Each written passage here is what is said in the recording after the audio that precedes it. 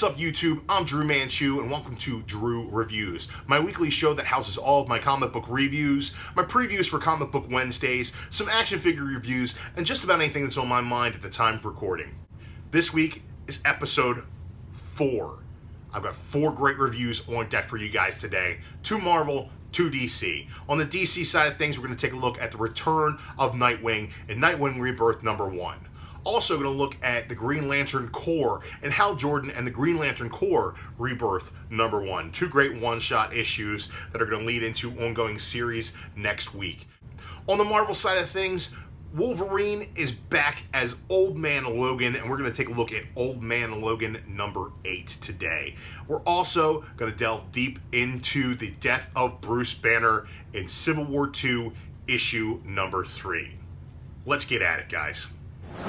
Written by Tim Seeley and drawn by Yannick Paquette, Nightwing Rebirth #1 is a one-shot issue focused on the identity issues of Dick Grayson. Dick has been undercover as Agent 37, infiltrating Spiral, and now that his job is done, he can finally come home and be himself. Stop 1 for Dick is spending some big brother time with Damian Wayne. He takes him to the arcade, and they spend some time talking. Their conversation covers his relationship with Helena Bartonelli, and his team-ups with Tiger King of Kandahar and Midnighter. And we get Helena suiting up as Huntress, which will be explored further in the Birds of Prey Rebirth issue.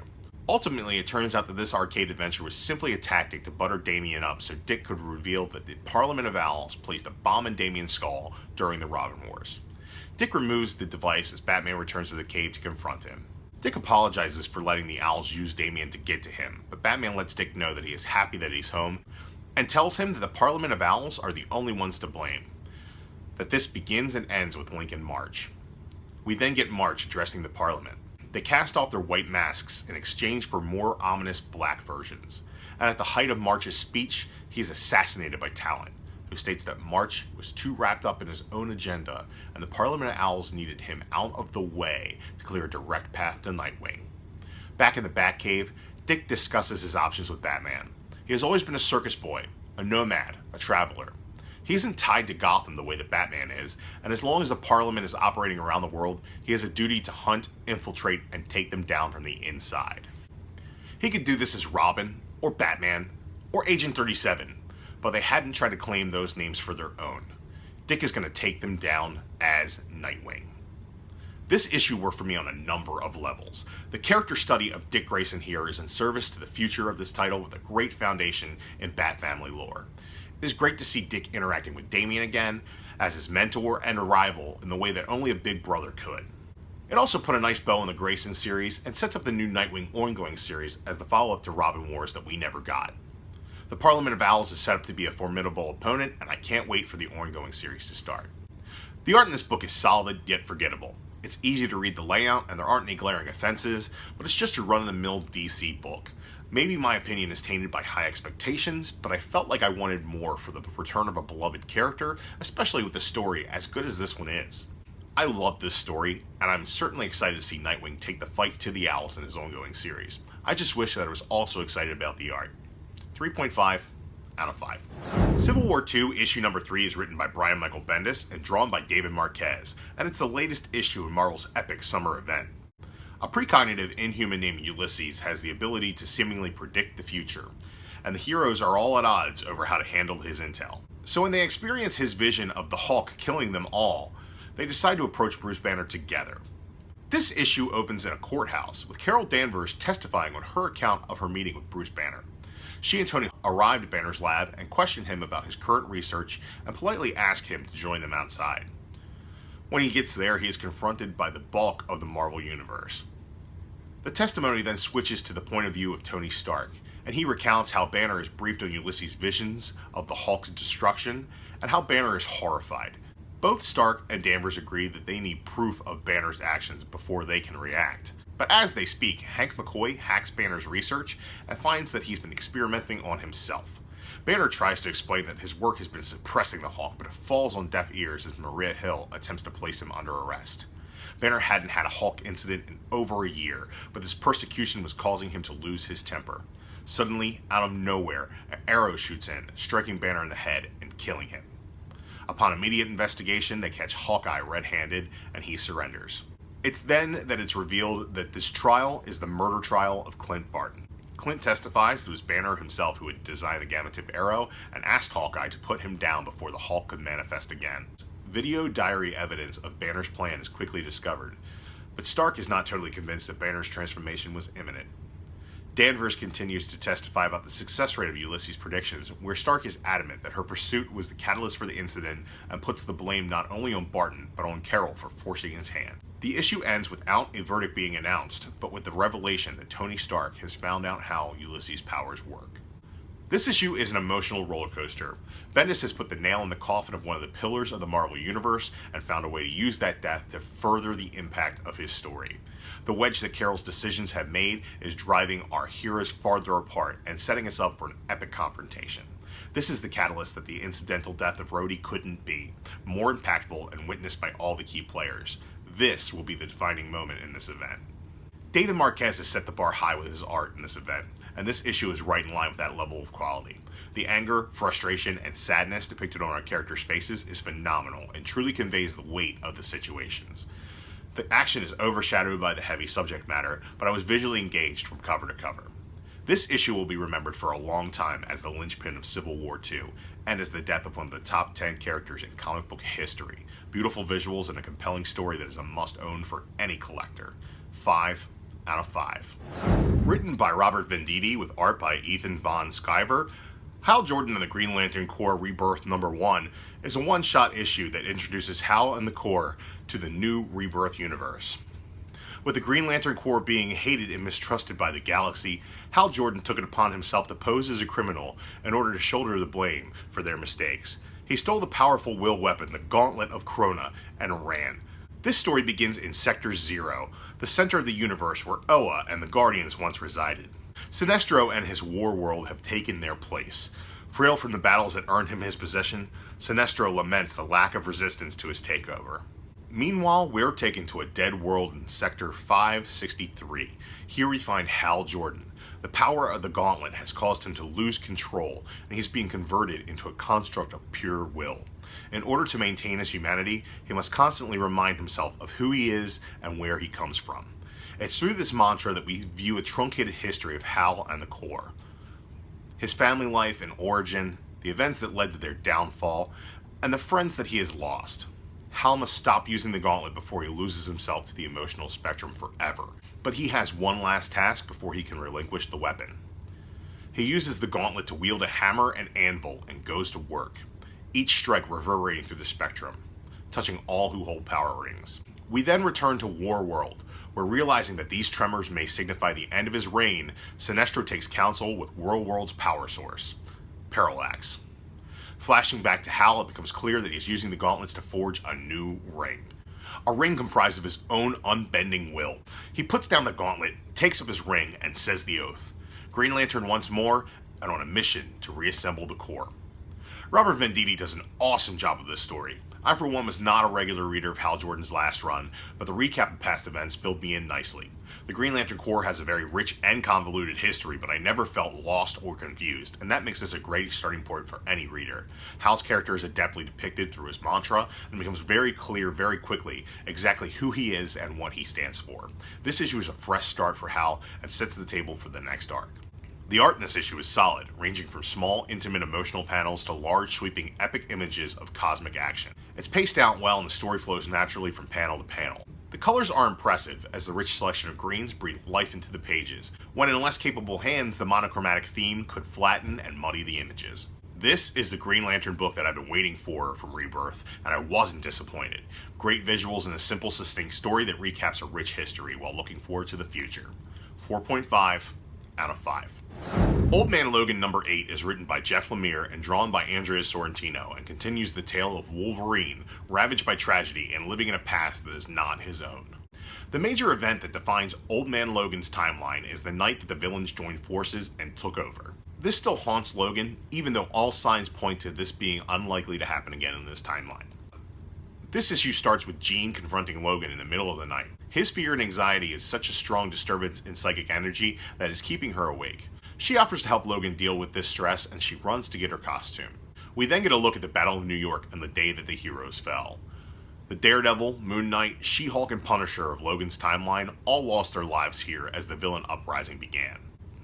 But as Jean and Logan arrive in New York with Cerebra, all is calm. Logan is less than convinced that everything is okay and they move on to Connecticut. We get a vision of the horrible deaths of Hank Pym and Janet Van Dyne, but upon Logan's arrival, again, all is calm. Logan's not amused and says that he'll be fine and he doesn't want to do this anymore, but Jean says they have one more stop. She takes him to the former site of the Xavier Mansion. This devastates Logan as memories of the night Mysterio took control of his mind and forced him to kill all of the X-Men come flooding back. He breaks down as he remembers holding Jubilee lifeless in his arms. She assures him that it's going to be okay and that she lied about this being their last stop. Cerebra then drops them in Madripoor, where Jean has gathered some of Logan's best friends to show him that he has support. Cap's there, Hawkeye's there, Puck's there, and he has a touching reunion with Jubilee. The book closes with Logan realizing that no matter what the future holds, he won't have to face it alone. Jeff Lemire does a great job with this title. Wolverine is a complex character to begin with, while Old Man Logan brings so many interesting emotional situations into the fold. Lemire has me hooked. The regret and fear in Logan is something that hasn't been explored deeply before, and I for one find it truly compelling. This issue ends with our tragic hero getting an emotional win, and the juxtaposition of him holding the body of a dying Jubilee and him embracing the living Jubilee is a sign to me that there's a glimmer of hope still left inside him. Andrea Sorrentino's art in this series has a visceral, dark style that is absolutely perfect for the dystopian visions of Logan's timeline, and unique layout choices add a sense of action, drawing your eye to exactly where the storyteller wants when they want. The muted color scheme portrays a feeling of suspense and foreboding, and the book goes from grounded to disturbing surreal dream and back without missing a beat. When All New, All Different Marvel promised us that Old Man Logan was coming to the 616, I was skeptical that it could work, but 8 issues in and this book keeps getting better and better. Great visuals and a deep emotional story. This book gets a 3.5 out of 5.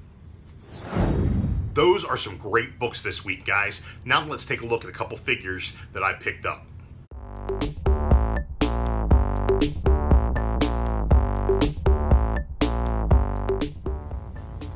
Drew Manchu back at you again with another action figure review. I got these both mail order this week. Some fantastic Marvel Legends. I've got the Rhino Build-A-Figure Kraven the Hunter, and from the Green Goblin wave, Anti-Venom. Let's take a look at Anti-Venom first. Here we see Anti-Venom in his packaging here. Nice shot of Spider-Man on the side of the box. Mirror image on the other side. Spider logo at the top.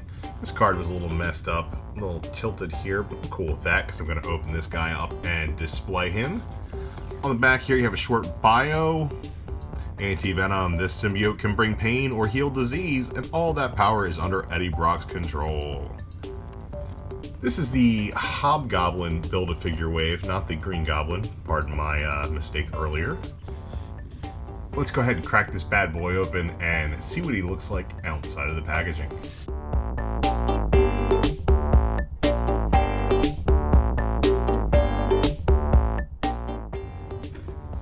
Here we have Anti-Venom out of his packaging in all his glory. Fantastic leg there for the Hobgoblin Build-A-Figure. I don't have all of those pieces, so we'll have to see if I can't come across those in my travels. Let's pop this guy out.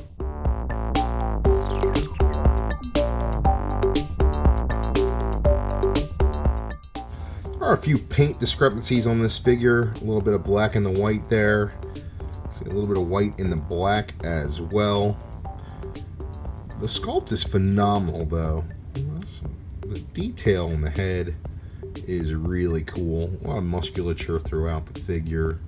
There are, like I said, a fair amount of sloppy paint mistakes on this guy. Here we have the Kraven the Hunter from the Rhino Build-A-Figure line. Nice picture of Spider-Man on the side here. Get the mirror image on the other side. Spider symbol at the top here. And on the back you see Kraven with Marvel's Chameleon. Professional criminals for sale to the highest bidder. These half-brothers have made treachery a family tradition. There you have the Rhino Build-A-Figure right down there. Let's crack this bad boy open and see what we're dealing with.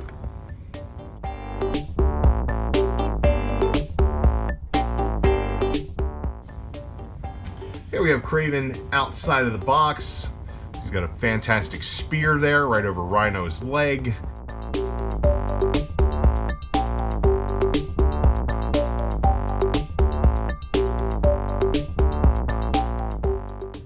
Guys, I really like this figure, but that's not to say it isn't without its flaws. He's got a little googly eye going on there. A little split eye there. I do like the fact that all of these pieces are separate pieces. The vest itself is a separate soft plastic piece. The necklace is a separate piece. The loincloth and belt is actually removable. It comes with this fantastic spear here as well. Here I have both of the new figures posed. Really happy I picked up both of these figures, guys. There are some paint discrepancies on the Anti-Venom, but he is white and black, and there are going to be some issues there. Some really cool sculpting going on his head.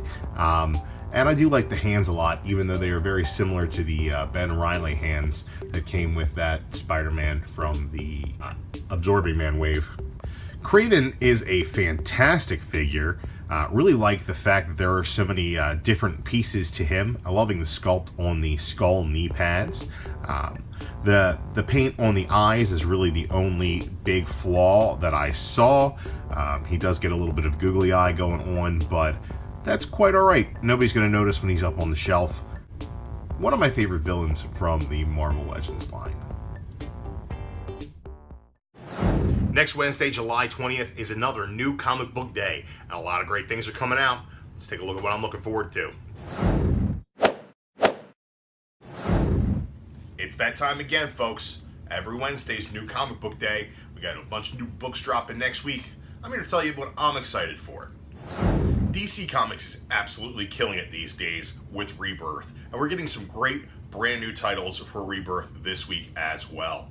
We're getting Batgirl and the Birds of Prey Rebirth #1. This one-shot issue should let you know what's going on with Barbara Gordon and her crime-fighting pals. We're also getting Justice League #1, which starts that ongoing series. DC's also giving us a plethora of other books with Green Arrow #3, Green Lanterns #3, Batman #3, and Superman #3.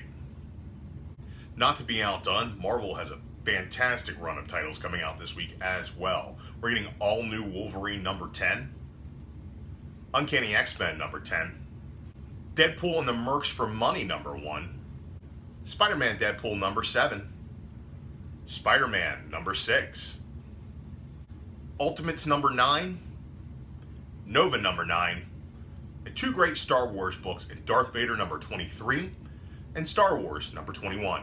Image is bringing us a brand new issue of my favorite series right now, Scotty Young's I Hate Fairyland, with I Hate Fairyland issue #7. Be on the lookout for the Fuck Fairyland variant. We're also getting Lumberjanes #28 this week from Boom Studios. And the brand new Archieverse continues with its third ongoing title as we get Betty and Veronica #1. If the Archie series and the Jughead series are any indication, this Betty and Veronica book is going to be a win. A whole lot of different books coming out this Wednesday, guys. I'm super excited to get to my local shop and check things out. So Wednesday, I go to my local comic book shop, I pick up my pull list, and they give me this wonderful, beautiful Marvel free previews for Marvel Now. Post-Civil War II, there's going to be a whole new look to the Marvel Universe, and this is your first glimpse at that whole new Marvel Universe. Lots of great things happening on here. Brand new Champions team on the cover here. Super excited about Genndy Tartakovsky's Cage. We're going to figure out what's going on with the Inhumans and the X-Men in Death of X, a mini-series by Charles Soule and Jeff Lemire. Going to be some great villain content with Kingpin #1 and Bullseye #1. And probably what I'm most excited about out of all of Marvel Now is that not only is Jason Aaron still going to be writing Thor, he's also going to be writing The Unworthy Thor, a Odin's Son story as well. I cannot wait to get into that one. Guys, I hear a lot of chatter on the internet, a lot good, a lot bad, but I can tell you this much right now. I'm excited to find out what's going on in Marvel Now, and I'm going to be picking up a lot of these titles and letting you know about them when I get them.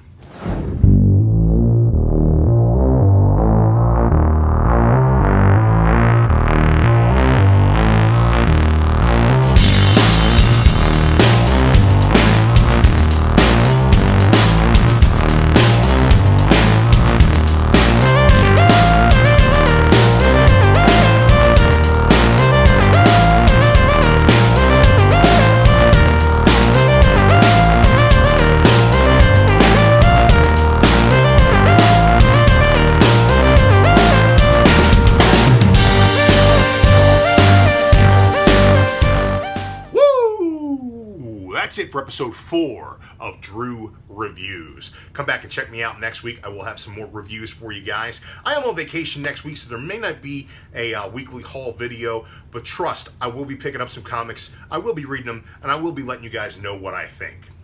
Click that thumbs up button down below. Make sure you hit that subscribe button to make sure you're not missing any of my content.